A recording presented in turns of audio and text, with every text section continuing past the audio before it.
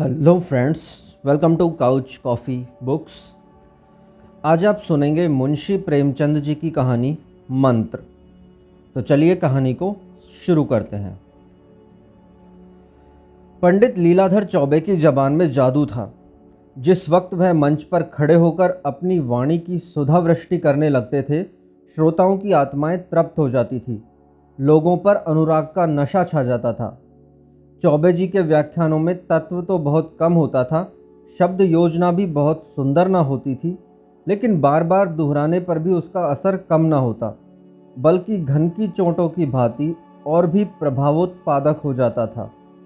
हमें तो विश्वास नहीं आता, किंतु सुनने वाले कहते हैं उन्होंने केवल एक व्याख्यान रट रखा है और उसी को वह शब्दशः प्रत्येक सभा में एक नए अंदाज से दोहराया करते हैं। जातीय गौरवगान उनके व्याख्यानों का प्रधान गुण था। मंच पर आते ही भारत के प्राचीन गौरव और पूर्वजों की अमर कीर्ति का राग छेड़कर सभा को मुग्ध कर देते थे। यथा, सज्जनों, हमारी अधोगति की कथा सुनकर किसकी आंखों से अश्रुधारा ना निकल पड़ेगी। हमें प्राचीन गौरव को याद करके संदेह होने लगता है कि हम वही हैं या बदल गए। जिसने कल सिंह से पंजा लिया, वह आज चूहे को देखकर बिल खोज रहा है। इस पतन की भी सीमा है। दूर क्यों जाइए, महाराज चंद्रगुप्त के समय को ही ले लीजिए।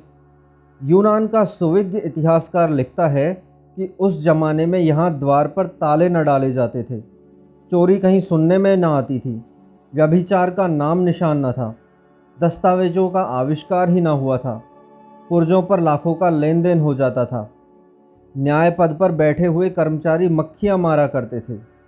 सज्जनों, उन दिनों कोई जवान आदमी न मरता था। हाँ, उन दिनों कोई आदमी अभूतपूर्व एक असंभव घटना थी। बाप के सामने बेटे का अवसान हो जाना एक अभूतपूर्व एवं असंभव घटना थी। आज ऐसे कितने माता पिता हैं जिनके कलेजे पर जवान बेटे का दाग न हो। वह भारत नहीं रहा, भारत गारत हो गया। यह चौबे जी की शैली थी। वह वर्तमान की अधोगति और दुर्दशा तथा भूत की समृद्धि और सुदशा का राग अलाप कर लोगों में जातीय स्वाभिमान जागृत कर देते थे। इसी सिद्धि की बदौलत उनकी नेताओं में गणना होती थी। विशेषतः हिंदू सभा के तो वह कर्णधार ही समझे जाते थे।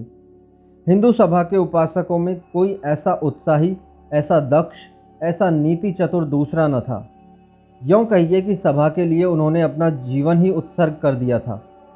धन तो उनके पास न था, कम से कम लोगों का विचार यही था, लेकिन साहस, धैर्य और बुद्धि जैसा अमूल्य रत्न उनके पास थे, और ये सभी सभा को अर्पण थे।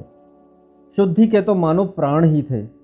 हिंदू जाति का उत्थान और पतन, जीवन और मरण उनके विचार में इसी प्रश्न पर अवलंबित था। शुद्धि के सिवा अब हिंदू जाति के पुनर्जीवन का और कोई उपाय न था।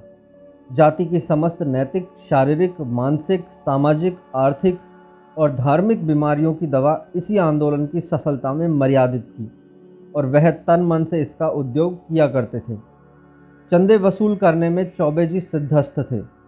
ईश्वर ने उन्हें वह गुण बता दिया था कि पत्थर से भी तेल निकाल सकते हैं।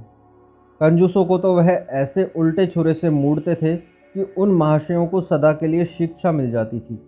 इस विषय में पंडित जी साम, दाम, दंड और भेद, इन चारों नीतियों से काम लेते थे।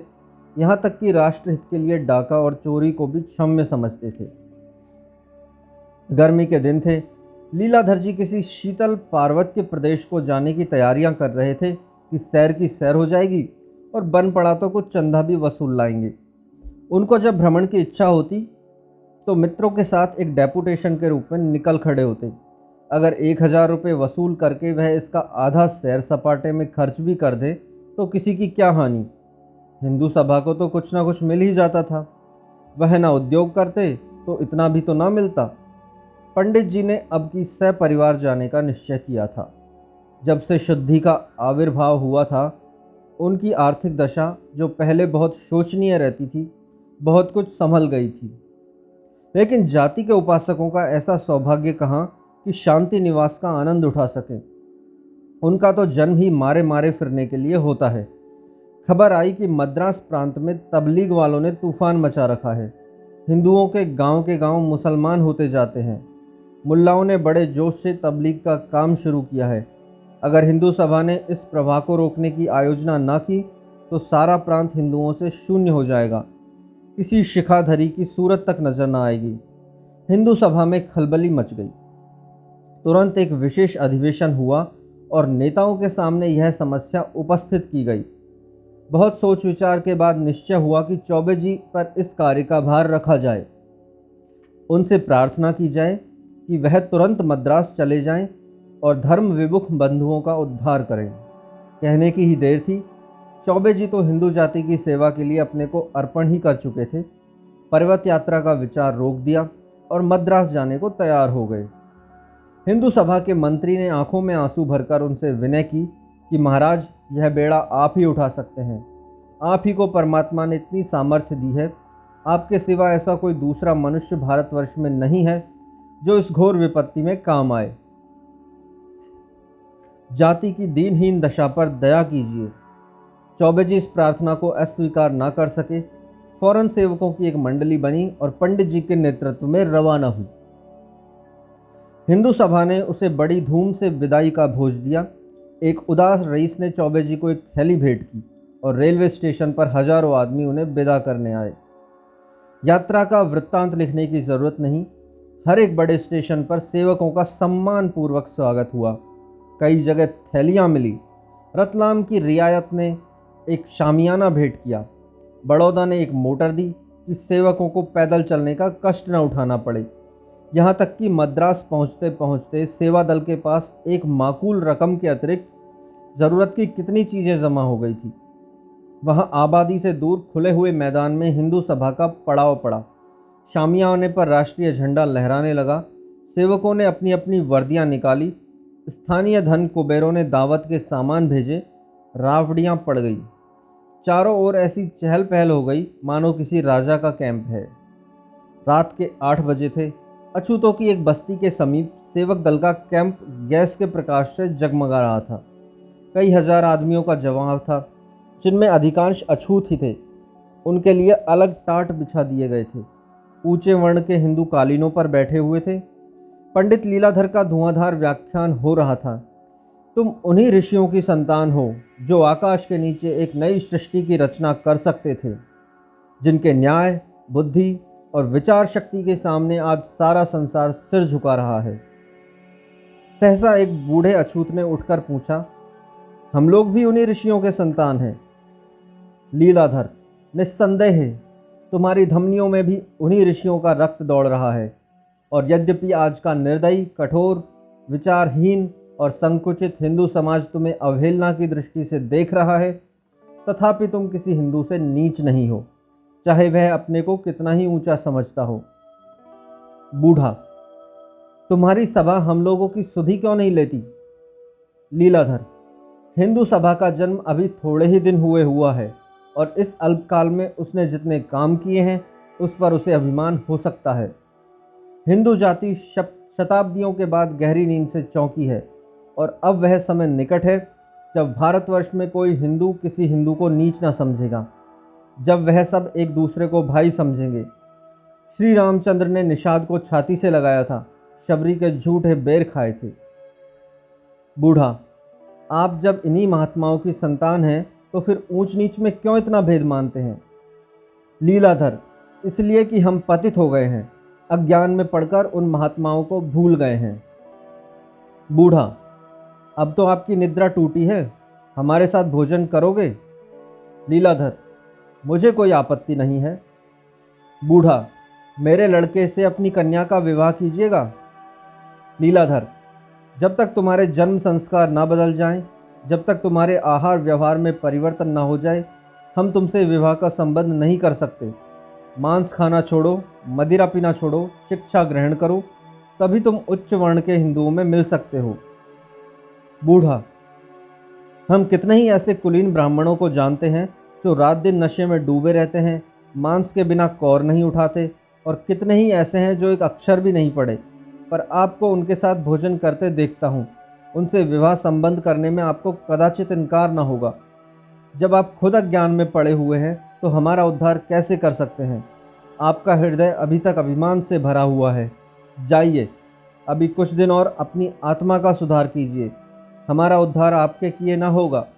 हिंदू समाज में रहकर हमारे माथे से नीचता का कलंक ना मिटेगा। हम कितने ही विद्वान, कितने ही आचारवान हो जाएं, आप हमें यूं ही नीच समझते रहेंगे। हिंदुओं की आत्मा मर गई है और उसका स्थान अहंकार ने ले लिया है। हम अब देवता की शरण जा रहे हैं, जिनके मानने वाले हमसे गले मिलने को आज ही तैयार हैं। और वे यह नहीं कहते कि तुम अपने संस्कार बदल कर आओ। हम अच्छे हैं या बुरे, वे इसी दशा में हमें अपने पास बुला रहे हैं। आप अगर ऊंचे हैं तो ऊंचे बने रहिए, हमें उड़ना ना पड़ेगा। लीलाधर, एक ऋषि संतान के मुंह से ऐसी बातें सुनकर मुझे आश्चर्य हो रहा है। वर्ण भेद तो ऋषियों ही का किया हुआ है, उसे तुम कैसे मिटा सकते हो? बूढ़ा, ऋषियों को मत बदनाम कीजिए। यह सब पाखंड आप लोगों का रचा हुआ है। आप कहते हैं तुम मदिरा पीते हो, लेकिन आप मदिरा पीने वालों की जूतियां चाटते हैं। आप हमसे मांस खाने के कारण घिनाते हैं, लेकिन आप गौमांस खाने वालों के सामने नाक रगड़ते हैं। इसलिए ना कि वे आपसे बलवान हैं। हम भी आज राजा हो जाएं तो आप हमारे सामने हाथ बांध खड़े होंगे। आपके धर्म में वही ऊंचा है जो बलवान है, वही नीच है जो निर्बल है। यही आपका धर्म है। यह कहकर वह बुढ़ा वहाँ से चला गया और उसके साथ ही और लोग भी उठ खड़े हुए। केवल चौबे जी और उनके दल वाले मंच पर रह गए, मानो मंचगान समाप्त हो जाने के बाद उसकी प्रतिध्वनि वायु में गूंज रही हो। तबलीग वालों ने जब से चौबे जी के आने की खबर सुनी थी, इस फिक्र में थे कि किसी उपाय से इन सबको यहाँ से दूर करना चाहिए। चौबे जी का नाम दूर दूर तक प्रसिद्ध था। जानते थे यह यहाँ जम गया तो हमारी सारी की सारी कराई मेहनत पर व्यर्थ हो जाएगी। इसके कदम यहाँ जमने ना पाए। मुल्लाओं ने उपाय सोचना शुरू किया। बहुत वाद विवाद, हुज्जत और दलील के बाद निश्चय हुआ कि इस काफिर को कत्ल कर दिया जाए। ऐसा सबाब लूटने के लिए आदमियों की क्या कमी। उनके लिए तो जन्नत का दरवाज़ा खुल जाएगा। हूरें उसकी बलाएं लेंगी, फरिश्ते उसके कदमों की खाक का सूरमा बनाएंगे, रसूल उसके सर पर बरकत का हाथ रखेंगे, खुदाबंद करीम उसे सीने से लगाएंगे और कहेंगे, तू मेरा प्यारा दोस्त है। दो हट्टे कट्टे जवानों ने तुरंत बीड़ा उठा लिया। रात के 10 बज गए थे। हिंदू सभा के कैंप में सन्नाटा था। केवल चौबे जी अपनी रावटी में बैठे हिंदू सभा के मंत्री को पत्र लिख रहे थे। यहाँ सबसे बड़ी आवश्यकता धन की है। रुपया रुपया रुपया, जितना भेज सकें भेजिए। डेप्यूटेशन भेजकर वसूल कीजिए। मोटे महाजनों की जेब टटोलिए, भिक्षा मांगिए। बिना धन के इन अभागों का उद्धार न होगा। जब तक कोई पाठशाला ना खुले, कोई चिकित्सालय न स्थापित हो, कोई वाचनालय ना हो, इन्हें कैसे विश्वास आएगा कि हिंदू सभा उसकी हित चिंतक है। तबलीग वाले जितना खर्च कर रहे हैं उसका आधा भी मुझे मिल जाए तो हिंदू धर्म की पताका फहरने लगे। केवल व्याख्यानों से काम ना चलेगा, आशीषों से कोई जिंदा नहीं रहता। सहसा किसी की आहट पाकर वह चौंक पड़े। आंखें ऊपर उठाई तो देखा 2 आदमी सामने खड़े हैं। पंडित जी ने शंकित होकर पूछा, तुम कौन हो, क्या काम है? उत्तर मिला, हम इज़राइल के फरिश्ते हैं, तुम्हारी रूह कब्ज़ करने आए हैं। इज़राइल ने तुम्हें याद किया है। पंडित जी यों बहुत ही बलिष्ठ पुरुष थे, उन दोनों को एक धक्के में गिरा सकते थे। प्रातःकाल 3 पाव मोहन भोग और 2 सेर दूध का नाश्ता करते थे। दोपहर के समय पाव भर घी दाल में खाते। तीसरे पहर दूधिया भंग छानते, जिसमें सेर भर मलाई और आधा सेर बादाम मिली रहती। रात को डटकर ब्यालू करते, क्योंकि प्रातःकाल तक फिर कुछ न खाते थे। इस पर तुर्रा यह है कि पैदल पग भर भी न चलते थे। पालकी मिले तो पूछना ही क्या, जैसे घर का पलंग उड़ा जा रहा हो। कुछ न हो तो इक्का तो था। यद्यपि काशी में 2 ही इक्के वाले ऐसे थे जो उन्हें देखकर कह दें कि इक्का खाली नहीं है। ऐसा मनुष्य नर्म अखाड़े में पढ़ पढ़कर ऊपर वाले पहलवान को थका सकता था। चुस्ती और फुर्ती के अवसर पर तो वह रेत पर निकला हुआ कछुआ था। पंडित जी ने एक बार कनखियों से दरवाजे की तरफ देखा।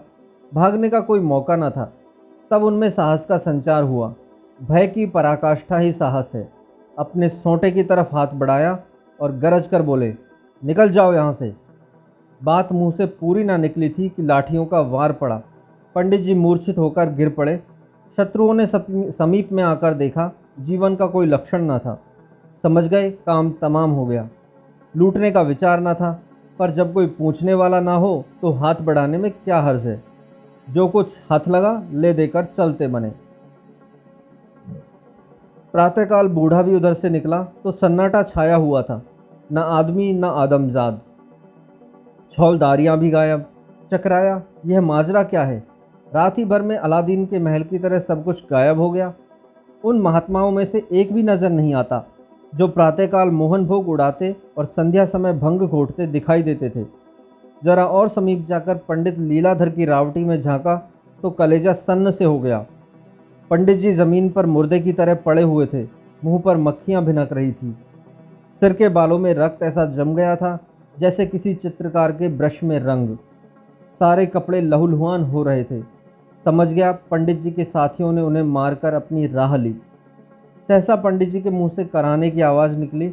अभी जान बाकी थी। बूढ़ा तुरंत दौड़ा हुआ गांव में आ गया और कई आदमियों को लाकर पंडित जी को अपने घर उठवा ले गया। मरहम पट्टी होने लगी। बूढ़ा दिन के दिन और रात के रात पंडित जी के पास बैठा रहता। उसके घर वाले उसकी शुश्रूषा में लगे रहते। गांव वाले भी यथाशक्ति सहायता करते। इस बेचारे का यहाँ कौन अपना बैठा हुआ है? अपने हैं तो हम, बेगाने हैं तो हम। हमारे ही उद्धार के लिए बेचारा यहाँ आया था, नहीं तो यहाँ उसे क्यों आना था?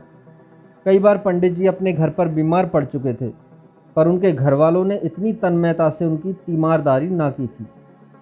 सारा घर, और घर ही नहीं सारा गांव उनका गुलाम बना हुआ था। अतिथि सेवा उनके धर्म का एक अंग था। सभ्य स्वार्थ ने अभी तक भाव का गला नहीं घोटा था।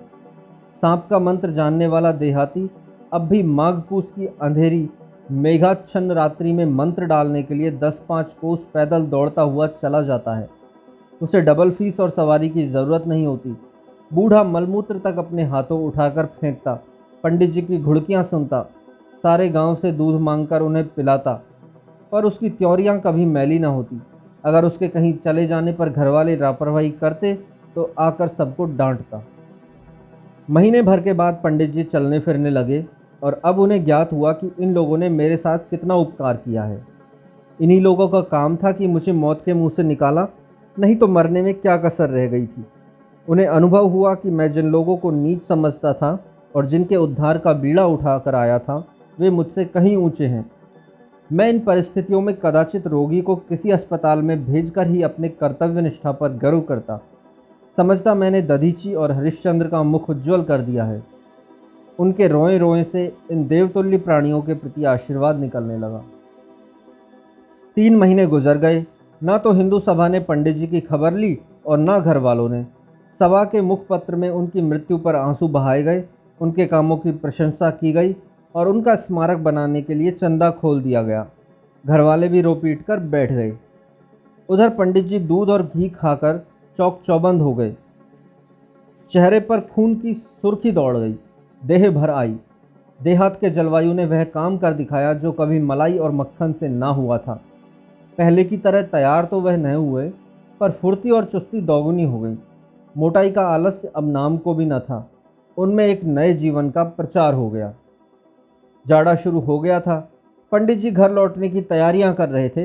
इतने में प्लेग का आक्रमण हुआ और गांव के 3 आदमी बीमार हो गए। बूढ़ा चौधरी भी उन्हीं में था। घर वाले इन रोगियों को छोड़कर भाग खड़े हुए। वहां का दस्तूर था कि जिन बीमारियों को वे लोग देवी का कोप समझते थे, उनके रोगियों को छोड़कर चले जाते थे। उन्हें बचाना देवताओं से वैर मोल लेना था, और देवताओं से वैर करके कहाँ जाते। जिस प्राणी को देवता ने चुन लिया, उसे भला वे उसके हाथों से छीनने का साहस कैसे करते। पंडित जी को भी लोगों के साथ ले जाना चाहा, किंतु पंडित जी ना गए। उन्होंने गांव में रहकर रोगियों की रक्षा करने का निश्चय किया। जिस प्राणी ने उन्हें मौत के पंजे से छुड़ाया था, उसे इस दशा में छोड़कर वह कैसे जाते। उपकार ने उनकी आत्मा को जगा दिया। बूढ़े चौधरी के तीसरे दिन होश आने पर जब उन्हें अपने पास खड़े देखा तो बोला, महाराज तुम यहाँ क्यों आ गए? मेरे लिए देवताओं का हुक्म आ गया है। अब मैं किसी तरह नहीं रुक सकता। तुम क्यों अपनी जान जोखिम में डालते हो?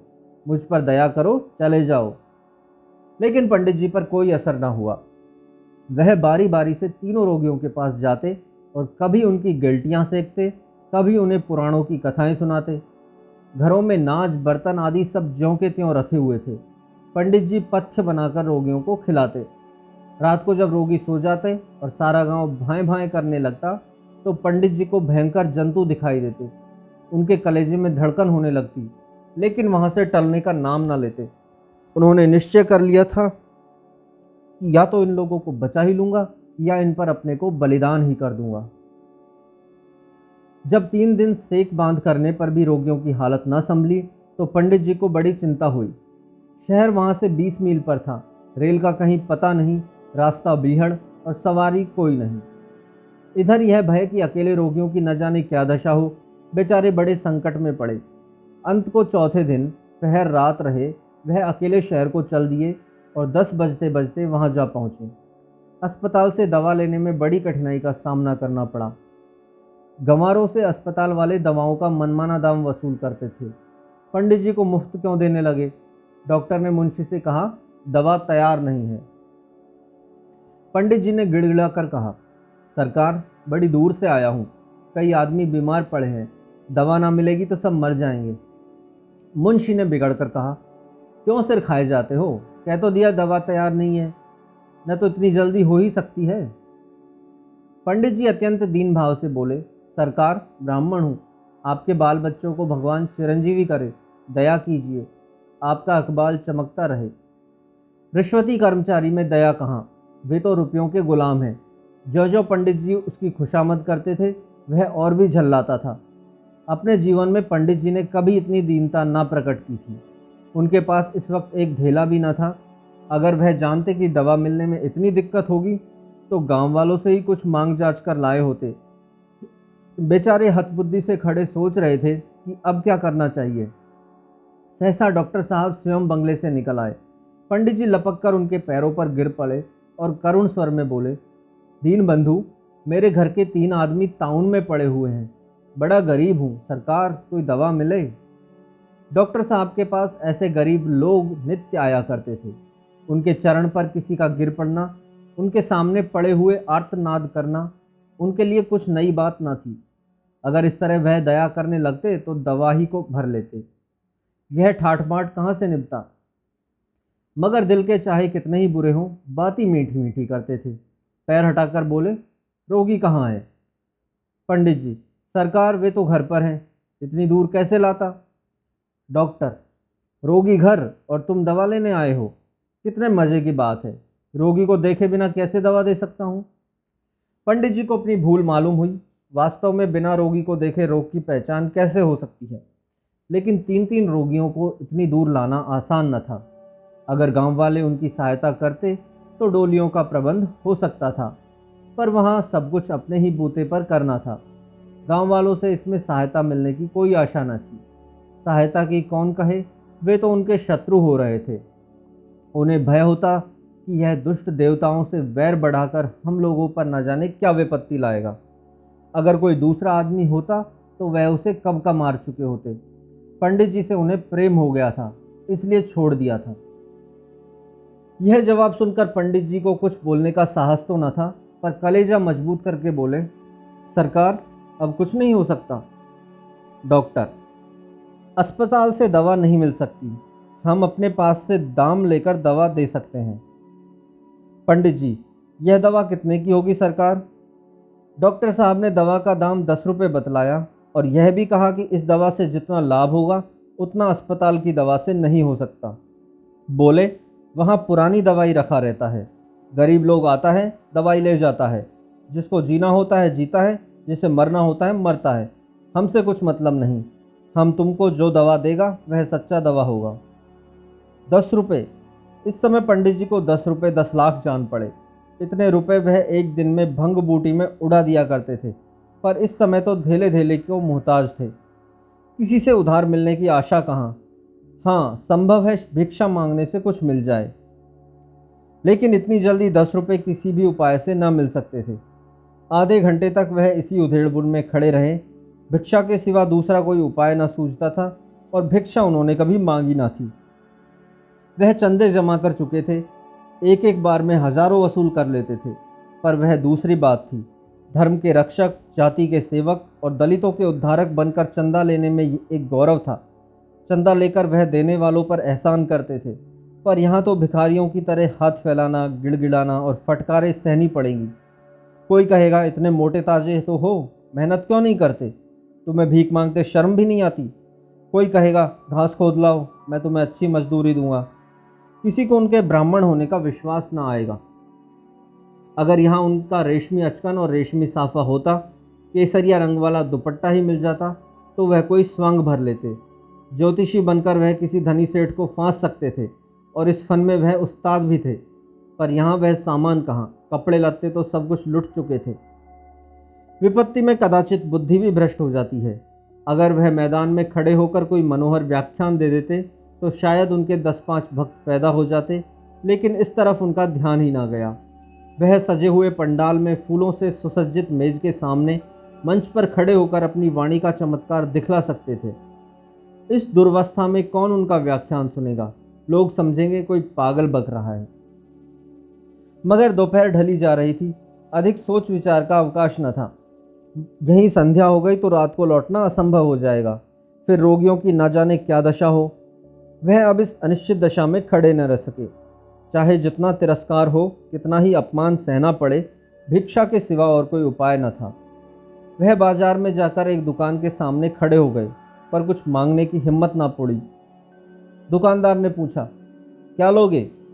पंडित जी बोले, चावल का क्या भाव है? मगर दूसरी दुकान पर पहुंचकर वह ज़्यादा सावधान हो गए। सेठ जी गद्दी पर बैठे हुए थे। पंडित जी आकर उनके सामने खड़े हो गए और गीता का एक श्लोक पढ़कर सुनाया। उनका शुद्ध उच्चारण और मधुर वाणी सुनकर सेठ जी चकित हो गए। पूछा, कहाँ स्थान है? पंडित जी, काशी से आ रहा हूँ। यह कहकर पंडित जी ने सेठ जी को धर्म के 10 लक्षण बतलाए और श्लोक की ऐसी अच्छी व्याख्या की कि वह मुग्ध हो गए। बोले, महाराज, आज चलकर मेरे स्थान को पवित्र कीजिए। कोई स्वार्थी आदमी होता तो इस प्रस्ताव को सहर्ष स्वीकार कर लेता, लेकिन पंडित जी को लौटने की पड़ी थी। बोले, नहीं सेठ जी, मुझे अवकाश नहीं है। सेठ, महाराज, आपको हमारी इतनी खातिरी करनी पड़ेगी। पंडित जी जब किसी तरह ठहरने पर राजी न हुए तो सेठ जी ने उदास होकर कहा, फिर हम आपकी क्या सेवा करें? कुछ आज्ञा दीजिए। आपकी वाणी से तो तृप्ति नहीं हुई, फिर कभी इधर आना हो तो अवश्य दर्शन दीजिएगा। पंडित जी, आपकी इतनी श्रद्धा है तो अवश्य आऊँगा। यह कहकर पंडित जी फिर उठ खड़े हुए। संकोच ने फिर उनकी जबान बंद कर दी। यह आदर सत्कार इसलिए तो है कि मैं अपने स्वार्थ भाव छिपाए हुए हूँ। कोई इच्छा प्रकट की तो इनकी आंखें बदली। सूखा जवाब चाहे ना मिले, पर श्रद्धा ना रहेगी। वह नीचे उतर गए और सड़क पर एक क्षण के लिए खड़े होकर सोचने लगे, अब कहाँ जाऊँ? उधर जाड़े का दिन किसी विलासी के धन की भांति भागा चला जाता था। वह अपने ही ऊपर झुंझला रहे थे। जब किसी से मांगूंगा नहीं तो कोई क्यों देने लगेगा? कोई क्या मेरे मन का हाल जानता है? वे दिन गए जब धनी लोग ब्राह्मणों की पूजा किया करते थे। यह आशा छोड़ दो कि कोई महाशय आकर तुम्हारे हाथ में रुपए रख देंगे। वह धीरे धीरे आगे बढ़े।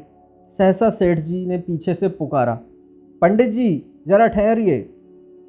पंडित जी ठहर गए। फिर घर चलने के लिए आग्रह करने आता होगा। यह तो ना हुआ कि 1 रुपये का नोट ला कर देता। मुझे घर ले जाकर न जाने क्या करेगा। मगर जब सेठ जी ने सचमुच एक गिन्नी निकालकर उनके पैरों पर रख दी तो उनकी आंखों में एहसान के आंसू छलक आए। अब भी सच्चे धर्मात्मा जीव संसार में हैं, नहीं तो यह पृथ्वी रसातल को न चली जाती। अगर इस वक्त उन्हें सेठ जी के कल्याण के लिए अपनी देह का सेर आधा सेर रक्त भी देना पड़ता तो भी शौक से दे देते। गदगद कंठ से बोले, इसका तो कुछ काम न था सेठ जी, मैं भिक्षुक नहीं हूँ, आपका सेवक हूँ। सेठ जी श्रद्धा विनयपूर्ण शब्दों में बोले, भगवान, इसे स्वीकार कीजिए। यह दान नहीं, भेंट है। मैं भी आदमी पहचानता हूँ। बहुतेरे साधु संत, योगी, यति, देश और धर्म के सेवक आते रहते हैं, पर ना जाने क्यों किसी के प्रति मेरे मन में श्रद्धा नहीं उत्पन्न होती। उनसे किसी तरह पिंड छुड़ाने को जी चाहता है। आपका संकोच देखकर मैं समझ गया कि यह आपका पेशा नहीं है। आप विद्वान हैं, धर्मात्मा हैं, पर किसी संकट में पड़े हुए हैं। इस तुच्छ भेंट को स्वीकार कीजिए और मुझे आशीर्वाद दीजिए। पंडित जी दवाएं लेकर घर चले तो हर्ष, उल्लास और विजय से उनका हृदय उछला पड़ता था। हनुमान जी भी संजीवनी बूटी लाकर इतने प्रसन्न ना हुए होंगे। ऐसा सच्चा आनंद उन्हें कभी प्राप्त ना हुआ था। उनके हृदय में इतने पवित्र भावों का संचार कभी ना हुआ था। दिन बहुत थोड़ा रह गया था। सूर्यदेव अविरल गति से पश्चिम की ओर दौड़ते चले जाते थे। क्या उन्हें भी किसी रोगी को दवा देनी थी? वह बड़े वेग से दौड़ते हुए पर्वत की ओट में छिप गए। पंडित जी और भी फुर्ती से पांव बढ़ाने लगे, मानो उन्होंने सूर्यदेव को पकड़ लेने की ठानी है। देखते देखते अंधेरा छा गया। आकाश में दो एक तारे दिखाई देने लगे। अभी 10 मील की मंजिल बाकी थी। जिस तरह काली घटा को सिर पर मंडराते देखकर गृहिणी दौड़ दौड़कर सुखावन समेटने लगती है, उसी भांति लीलाधर ने भी दौड़ना शुरू किया। उन्हें अकेले पड़ जाने का भय न था, भय था अंधेरे में राह भूल जाने का। दाएं बाएं बस्तियां छूटती जाती थी। पंडित जी को ये गांव इस समय बहुत ही सुहावने मालूम होते थे। कितने आनंद से लोग अलाव के सामने बैठे ताप रहे हैं। सहसा उन्हें एक कुत्ता दिखाई दिया। न जाने किधर से आकर वह उनके सामने पगडंडी पर चलने लगा।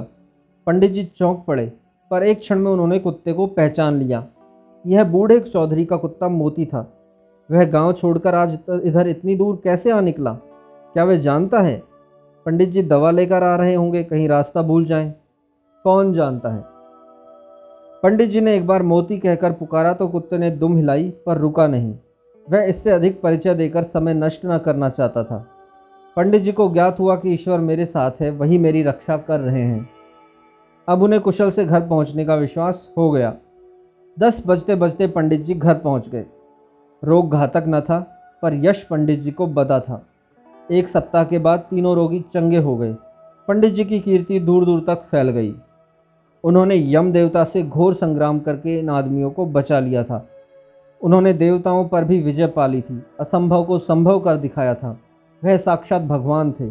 उनके दर्शनों के लिए लोग दूर दूर से आने लगे। किंतु पंडित जी को अपनी कीर्ति से इतना आनंद न होता था जितना रोगियों को चलते फिरते देखकर। चौधरी ने कहा, महाराज तुम साक्षात भगवान हो, तुम न आ जाते तो हम न बचते। पंडित जी बोले, मैंने कुछ नहीं किया, यह सब ईश्वर की दया है। चौधरी, अब हम तुम्हें कभी ना जाने देंगे, जाकर अपने बाल बच्चों को भी ले आओ। पंडित जी, हाँ मैं भी यही सोच रहा हूँ, तुमको छोड़कर अब नहीं जा सकता। मुल्लाओं ने मैदान खाली पाकर आसपास के देहातों में खूब जोर बांध रखा था। गांव के गांव मुसलमान होते जाते थे। उधर हिंदू सभा ने सन्नाटा खींच लिया था। किसी की हिम्मत ना पड़ती थी कि इधर आए। लोग दूर बैठे हुए मुसलमानों पर गोला बारूद चला रहे थे। इस हत्या का बदला कैसे लिया जाए, यही उनके सामने सबसे बड़ी समस्या थी। अधिकारियों के पास बार बार प्रार्थना पत्र भेजे जा रहे थे कि इस मामले की छानबीन की जाए, और बार बार यही जवाब मिलता था कि हत्यारियों का पता नहीं चला है। उधर पंडित जी के स्मारक के लिए चंदा भी जमा किया जा रहा था, मगर इस नई ज्योति ने मुल्लाओं का रंग फीका कर दिया। वहाँ एक ऐसे देवता का अवतार हुआ था जो मुर्दों को जिला देता था, जो अपने भक्तों के कल्याण के लिए अपने प्राणों का बलिदान कर सकता था। मुल्लाओं के यहाँ यह सिद्धि कहाँ, यह विभूति कहाँ, यह चमत्कार कहाँ? इस ज्वलंत उपकार के सामने जन्नत और अखूबत की कोरी दलीलें कब ठहर सकती थी? पंडित जी अब वह अपने ब्राह्मणत्व पर घमंड करने वाले पंडित जी न थे। उन्होंने शूद्रों और भीलों का आदर करना सीख लिया था। उन्हें छाती से लगाते हुए अब पंडित जी को घृणा न होती थी। अपना घर अंधेरा पाकर ही ये इस्लामी दीपक की ओर झुके थे। जब अपने घर में सूर्य का प्रकाश हो गया तो उन्हें दूसरों के यहाँ जाने की क्या ज़रूरत थी? सनातन धर्म की विजय हो गई। गांव-गांव में मंदिर बनने लगे और शाम सवेरे मंदिरों से शंख और घंटे की ध्वनि सुनाई देने लगी। लोगों के आचरण आप ही आप सुधरने लगे। पंडित जी ने किसी को शुद्ध नहीं किया। उन्हें अब शुद्धि का नाम लेते शर्म आती थी। मैं भला इन्हें क्या शुद्ध करूँगा, पहले अपने को तो शुद्ध कर लूँ। ऐसी निर्मल एवं पवित्र आत्माओं को शुद्धि के ढोंग से अपमानित नहीं कर सकता। यह मंत्र था जो उन्होंने उन चांडालों से सीखा था, और इसी बल से वह अपने धर्म की रक्षा करने में सफल हुए थे। पंडित जी अभी जीवित हैं, पर अब सपरिवार उसी प्रांत में हैं, उन्हीं भीलों के साथ रहते हैं। दोस्तों, ये थी मुंशी प्रेमचंद जी की कहानी मंत्र। कहानी आपको कैसी लगी कमेंट बॉक्स में ज़रूर बताइएगा, और अभी तक आपने चैनल को सब्सक्राइब नहीं किया है तो जल्दी से सब्सक्राइब कर लीजिए। जल्द ही हम एक और कहानी के साथ हाजिर होंगे। तब तक के लिए अलविदा।